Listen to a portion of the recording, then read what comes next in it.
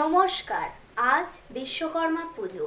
এই দিনটি হল স্বর্গীয় স্থপতি হিসাবে বিখ্যাত ভগবান বিশ্বকর্মার স্মরণে একটি শুভ দিন। পুরাণ মতে ভগবান বিশ্বকর্মা সমস্ত হিন্দু দেবদেবীর প্রাসাদ এবং সেই সঙ্গে তাদের অস্ত্র ও যন্ত্রপাতি তৈরি করেছিলেন। চলুন জেনে নিই এই পুজোর ইতিহাস সম্পর্কে। হিন্দু পুরাণে বিশ্বকর্মাকে বিশ্বের ঐশ্বরিক প্রকৌশলী বলা হয়। অন্যান্য দেবদেবীর মতো তার জন্মদিন বা জয়ন্তী হিসাবে মনোনীত একটি দিন রয়েছে, যা বিশ্বকর্মা জয়ন্তী।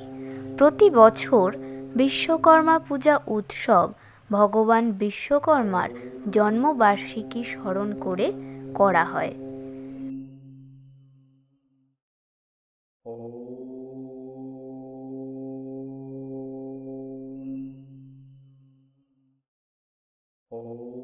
প্রাচীন গ্রন্থ অনুসারে ভাদ্র মাসের শেষ দিনে ভগবান বিশ্বকর্মার জন্মদিন পালন করা হয়।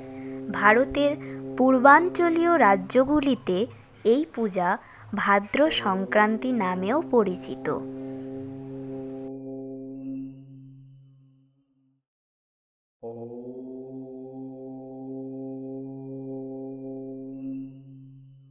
ভগবান বিশ্বকর্মা হলেন স্বর্গীয় কারিগর ও মর্ত্যলোকের সমস্ত কারিগর এবং স্থপতিদের পৃষ্ঠপোষক দেবতা। জনপ্রিয় ঐতিহ্য অনুসারে ভগবান বিশ্বকর্মা স্বর্গের পাশাপাশি ইন্দ্রপ্রস্থ, হস্তিনাপুর ও লঙ্কার মতো প্রাচীন শহরগুলিও নির্মাণ করেছিলেন।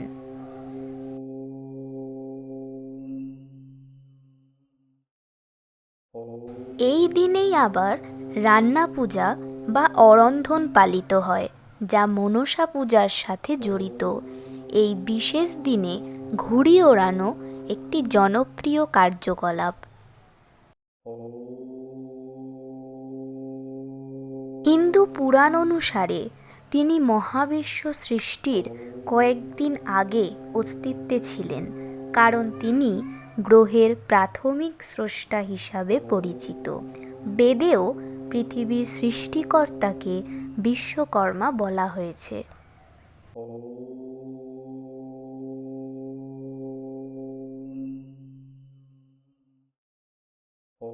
এই পুজোর দিনে বিভিন্ন শিল্পের কারিগর ও শ্রমিকদের দক্ষতা ও কারুকার্য উদযাপন করা হয়। বিশ্বকর্মা জয়ন্তী সকল প্রকার শ্রমের মূল্যকে গুরুত্ব দেয়। এটি নতুন উদ্যোগের সূচনা, কারখানা ও কর্মশালার উদ্বোধন এবং সরঞ্জাম ও যন্ত্রপাতির পূজাকেও চিহ্নিত করে।